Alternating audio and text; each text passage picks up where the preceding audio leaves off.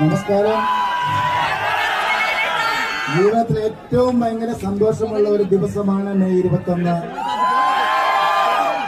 ആ സന്തോഷമുള്ള ദിവസത്തിൽ നമ്മളെല്ലാവരും കാത്തിരുന്ന ദൃശ്യം 3 റിലീസായി.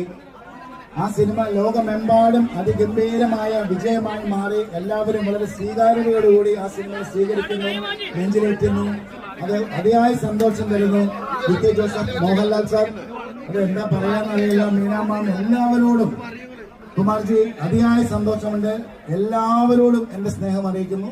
ഒരുപാട് സന്തോഷം. ഈ സിനിമ വേൾഡ് മുഴുവൻ ഡിസ്ട്രിബ്യൂട്ട് ചെയ്യുന്ന ആൾക്കാരാണ് ഇവിടെ.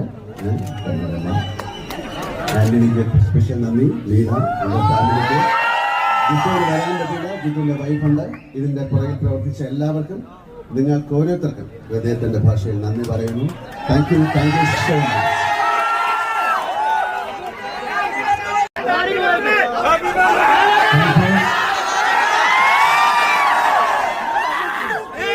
അതിമനോഹരമായ ഒരു പേര്